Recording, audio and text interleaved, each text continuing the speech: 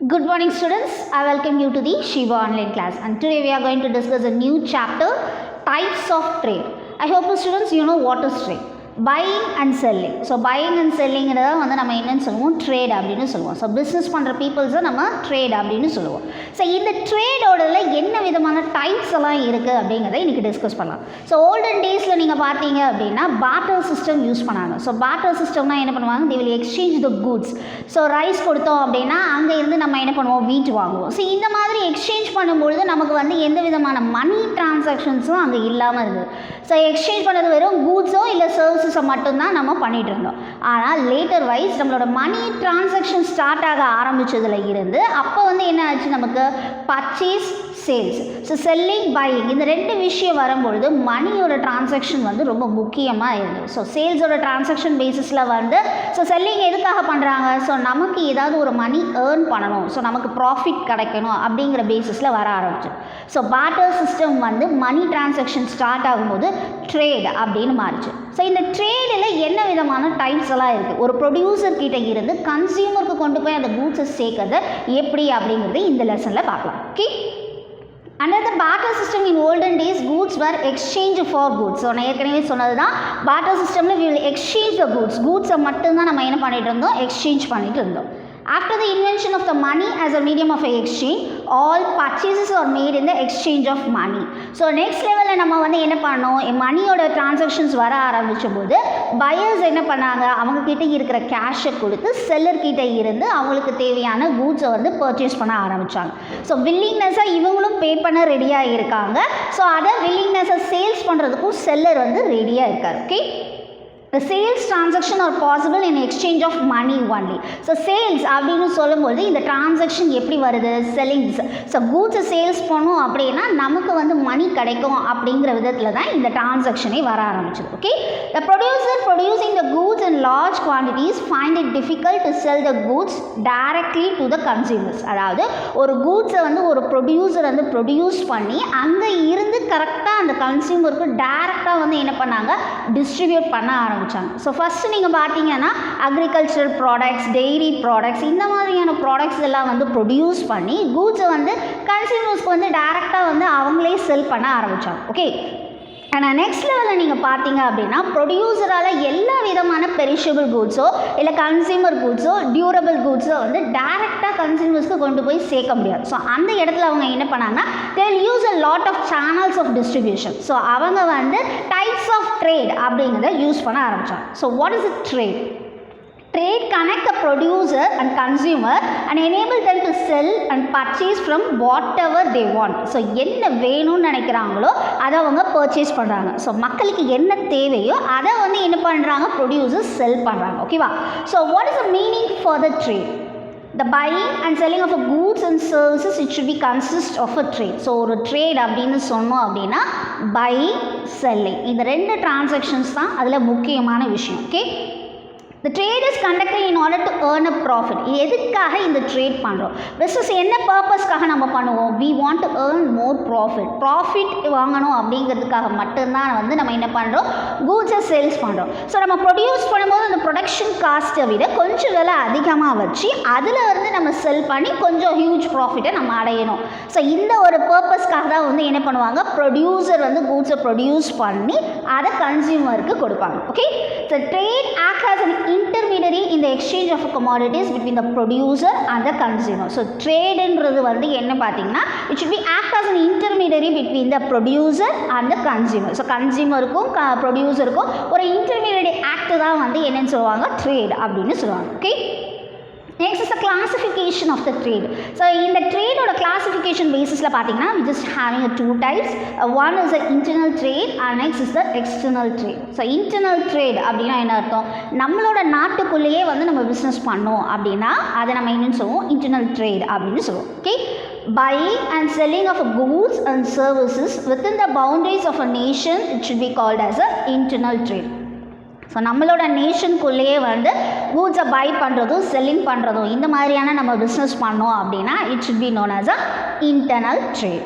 Okay, it takes between the buyers and sellers in the same locality or maybe in village town or city or in a different state within the same country. நம்மளோட கண்ட்ரிக்குள்ளேயே வந்து ஸ்டேட்குள்ளேயோ இல்லை சிட்டிக்குள்ளேயோ இல்லை டவுனுக்குள்ளேயோ நம்ம வந்து sales பண்ணுறோம் அப்படின்னா it should be known as a internal trade. Internal trade is otherwise known as a domestic trade or a home trade. So internal trade நம்ம என்னன்னு சொல்லலாம், domestic trade னு சொல்லலாம், home trade அப்படினு சொல்லலாம். ஓகேவா? What are the features for this internal trade? இந்த internal trade குரிய features என்னென்னலாம் இருக்கு அப்படினு பாத்தீங்கன்னா, first is the buying and selling of goods take place within the boundaries of the same country. So goods buying or selling இது ரெண்டுமே பாத்தீங்க அப்படின்னா நம்மளோட நேஷன்குள்ள நம்மளோட பார்டர்க்குள்ளேயே தான் இருக்கும். It is known as a internal trade. Next is the payment for the goods and services made in the currency of the home country. முக்கியமாக நம்ம பண்ணக்கூடிய இந்த பிஸ்னஸோட டிரான்சாக்ஷன்ஸ் வந்து கரன்சி பேசிஸில் தான் இருக்குது. ஸோ இந்த நாட்டில் இன்டர்னல் ட்ரேடோட கரன்சியில் வந்து ஹோம் கண்ட்ரியில் நம்ம என்ன கரன்சி யூஸ் பண்ணுறோமோ அந்த கரன்சியில் தான் வந்து என்ன பண்ணணும், பேமெண்ட்டை பே பண்ணணும். ஓகேவா? ஸோ நெக்ஸ்ட் பார்த்தீங்கன்னா it involves the transactions between the producer, consumer and the middleman. டிரான்சாக்ஷனோட பேசிஸில் பார்த்தீங்க அப்படின்னா ப்ரொடியூசர் கிட்டேருந்து கன்சியூமர். ஸோ இந்த கன்சியூமர் கிட்ட கொண்டு போய் சேர்க்கறதுக்காக we can use a middleman for this. Okay. And next, it consists of a distribution network of a middleman and agencies engaged in exchange of goods and services. So distribution basisல அதாவது ஒரு ப்ரொடியூசரே போய் டைரெக்டாக ஒரு consumer கிட்ட கொண்டு போய் சேர்க்க முடியும். ஸோ நடுவில் பார்த்தீங்க அப்படின்னா டிஸ்ட்ரிபியூஷன் பேசிஸில் வந்து நமக்கு ஒரு ஏஜென்சியாகவோ இல்லை ஒரு புரோக்கர் பேசிஸ்லேயோ வந்து நமக்கு என்ன பண்ணுவாங்க, ப்ரொடியூசர் கிட்ட இருந்து கன்சியூமர் கிட்ட கொண்டு போய் அந்த கூட்ஸை சேர்ப்பாங்க. And next, in home trade, the risk of transportation is very less when compared to the foreign trade. நம்மளோட நாட்டுக்குள்ளேயே நம்ம பிஸ்னஸ் பண்ணுறதுனால டிரான்ஸ்போர்ட்டேஷனோட காஸ்ட் லெவல் பார்த்தீங்க அப்படின்னா it is very less only when comparing to the foreign trade. Okay. The aim of home trade is provide the goods and services economically.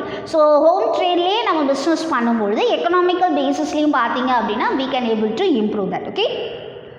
Goods must be purchased from an individual or a firm established within a country.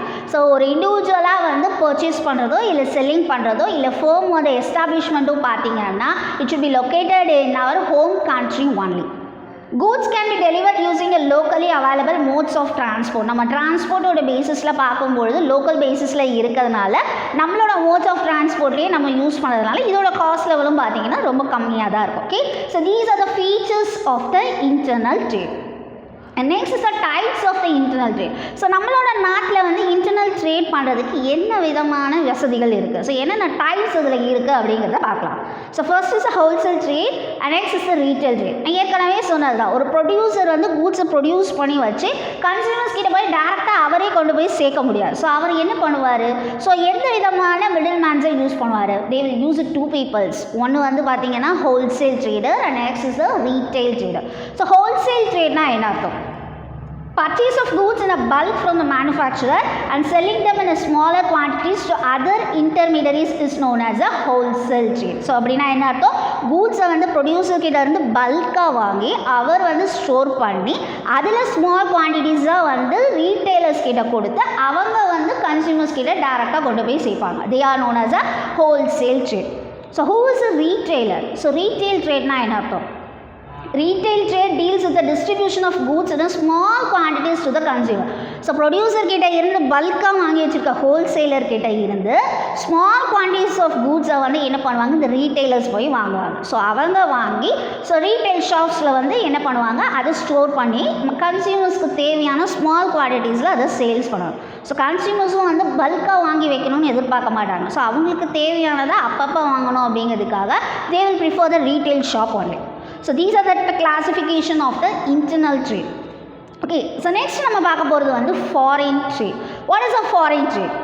Foreign trade is a trade between a seller and a buyer of a different country. So foreign tradeல பண்ணும்போது buyer வந்து ஒரு கண்ட்ரியில் இருப்பாங்க, seller வந்து இன்னொரு கண்ட்ரியில் இருப்பாங்க. It is known as a foreign trade. So இந்த foreign tradeல பார்த்தீங்க அப்படின்னா டிரான்சாக்ஷன் பேசிஸில் வந்து அந்த நாட்டுக்குள்ளேயே நடக்காது. ஸோ சம் அதர் கண்ட்ரிஸ் ஏதோ ஒரு கண்ட்ரியில் இருந்து ஒரு பவுண்டரிஸை தாண்டி இன்னொரு பவுண்டரியில் இருக்க ஒரு நேஷனுக்கு வந்து என்ன பண்ணுவாங்க, அவங்களோட கூட்ஸை வந்து சேல்ஸ் பண்ணுவாங்க. It is known as a foreign trade. Okay. It involves the exchange of goods and services of one country with another country. So exchange பண்ணுற கூட்ஸோ இல்லை சர்வீசஸோ பார்த்தீங்கன்னா ஒரு கண்ட்ரியில் இருந்து இன்னொரு கண்ட்ரிக்கு போகிற மாதிரி இருக்கும். ஸோ மோஸ்ட்லி வந்து இது என்ன மாதிரியான டிரான்ஸ்போர்ட் பேசிஸில் யூஸ் பண்ணுவாங்கன்னா ஷிப்பிங்கும் ஏர் டிரான்ஸ்போர்ட்டும் தான் யூஸ் பண்ணுவாங்க. Okay, so mostly shipping and air transport are used for carriage of goods in international trade. So international ட்ரேடுக்கு வந்து மோட் ஆஃப் டிரான்ஸ்போர்ட்டோட பேசிஸில் பார்த்தீங்கன்னா we can use a shipping and a air transport. கரன்சியோட பேசிஸ்லையும் பார்த்தீங்கன்னா நம்ம பண்ணக்கூடிய பிஸ்னஸோட டிரான்சாக்ஷன்ஸ் வந்து எந்த நாட்டில் பண்ணுறோமோ அந்த நாட்டோட கரன்சியோட டிரான்சாக்ஷனில் தான் நம்ம பண்ணணும். ஸோ ஹோம் கண்ட்ரியில் பண்ணுறதா இருந்தால் நம்மளோட ஹோம் கண்ட்ரியோட கரன்சி டிரான்சாக்ஷன்ஸில் பண்ணுவோம்.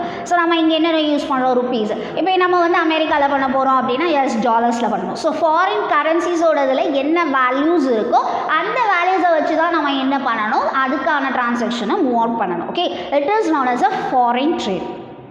So in this we just having a types of a foreign trade. In the foreign trade oda types என்னன்னு பார்த்தீங்கன்னா ஃபர்ஸ்ட் வந்து import goods. So importனா என்ன அர்த்தம், import trade means buying goods from a foreign country for a domestic use. Example, India imports the petroleum products from the Gulf countries. ஓகேவா, so import பண்ணுற விஷயத்தை சொல்கிறத வந்து தான் என்னன்னு சொல்கிறாங்க, ஃபாரின் கண்ட்ரீஸில் இருந்து நம்ம கூட்ஸை வந்து இம்போர்ட் பண்ணுறோம். So importing means we just buying a goods from the foreign country. நம்ம வந்து அந்த நாட்டில் இருந்து அந்த கூட்ஸை பர்ச்சேஸ் பண்ணுறது தான் வந்து என்னன்னு சொல்கிறோம், இம்போர்ட் ட்ரேட். ஸோ நமக்கு தேவையான பெட்ரோலியம் ப்ராடக்ட்ஸ் எல்லாம் என்ன பண்ணுறோம், ஃபாரின் கண்ட்ரீஸில் இருந்து தான் நம்ம பர்ச்சேஸ் பண்ணுறோம். ஓகே, ஸோ எக்ஸ்போர்ட் ட்ரேட்னா என்ன அர்த்தம், செல் பண்ணுறது. ஓகேவா, export trade means the sale of our domestic goods to the foreign countries. So நம்மளோட நாட்டோட கூட்ஸை வந்து என்ன பண்ணுறோம், ஃபாரின் கண்ட்ரீஸ்க்கு சேல்ஸ் பண்ணுறது தான் வந்து என்னென்னு சொல்லுவோம், எக்ஸ்போர்ட் ட்ரேட் அப்படின்னு சொல்லுவோம். ஸோ எக்ஸாம்பிளுக்கு சொல்லணும்னு பார்த்தோன்னா selling of tea from India to England. So tea வந்து நம்ம உற்பத்தி பண்ணுறோம், நம்ம வந்து இங்கிலாந்துக்கு கொடுக்குறோம். ஓகேவா, export of the jasmine flowers from the Madurai to Singapore. So நம்மளோட நாட்டில் இருக்க மதுரையில் இருக்க ஜாஸ்மினை வந்து நம்ம என்ன பண்ணணும், சிங்கப்பூருக்கு எக்ஸ்போர்ட் பண்ணுறோம். So export trade is necessary to sell the domestic surplus goods to make the better utilization of resources, to earn the foreign exchange, to increase the national income, to generate the employment and to increase the government revenue. So நம்மளோட national income increase ஆகிறது மட்டும் இல்லாமல் நம்மளோட ப்ராடக்ட்டும் வந்து மற்ற கண்ட்ரீஸில் கிடைக்கணும் அப்படிங்கிறதுக்காக தான் நம்ம வந்து என்ன பண்ணுறோம், எக்ஸ்போர்ட் பண்ணுறோம். ஓகே, ஸோ இந்தியா இம்பார்ட்டண்ட்டாக பார்த்தீங்கன்னா எக்ஸ்போர்ட் பண்ணுறதுல இம்போர்ட் பண்ணக்கூடிய ஐட்டம்ஸ் என்னென்ன அப்படிங்கிறத பார்க்கலாம். ஸோ எக்ஸ்போர்ட்டோட ஐட்டம்ஸில் பார்த்தீங்கன்னா petroleum products, jewelry, automobiles, biochemicals. So importing பண்ணக்கூடிய ஐட்டம்ஸ்லாம் என்னென்னா mineral fuels, precious metal, electrical machinery and equipments, organic chemicals. So இதன் மூலமாக தான் நம்ம வந்து என்ன பண்ணுறோம், import items and export items இருக்குது. ஸோ நெக்ஸ்ட் லாஸ்ட்டாக நம்ம பார்க்க போகிறது வந்து ஆண்டர்பிரனர் ட்ரேட். ஸோ ஆண்டர்பிரனர் ட்ரேட்னா என்ன அர்த்தம், it means importing of a goods from one country and exporting the same to the foreign country. So நம்ம ஒரு நாட்டில் இருந்து இம்போர்ட் பண்ணிவிட்டு அதை நம்ம என்ன பண்ணுவோம், இன்னொரு நாட்டுக்கு சேல்ஸ் பண்ணுவோம். It is known as entrepreneur trades. It is also known as a re-export trade. இது என்ன அர்த்தம் அப்படின்னா, Indian diamond merchant in Surat import the uncut raw diamond from the South Africa.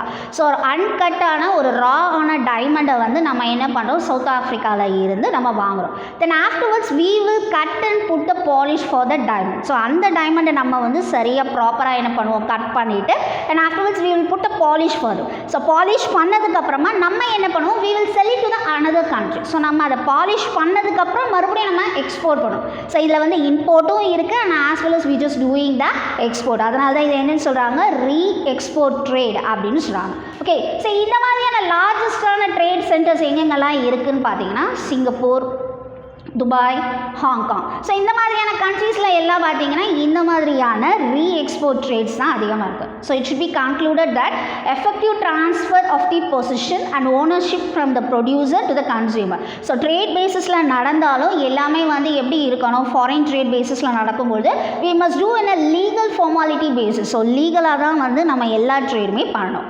After learning about these types of a trade, channels of distribution, wholesaler and retailer will be studied later. So இதன் மூலமாக இந்த ட்ரேடில் இருக்கக்கூடிய விஷயங்கள், அதாவது ஹோல்சேலரோட types, internal ட்ரேடோட இருக்கக்கூடிய types எல்லாமே நம்ம next கிளாஸில் பார்க்கலாம். ஐ ஹோப் ஸ்டூடெண்ட்ஸ் இந்த வீடியோ கிளாஸ் உனக்கு புரிஞ்சிருக்கோன்னு நினைக்கிறேன். இன்றைக்கி நம்ம டிஸ்கஸ் பண்ணது types of trade. So next கிளாஸில் நம்ம வேறு ஒரு டாப்பிக்கை பற்றி டிஸ்கஸ் பண்ணலாம். Thank you students.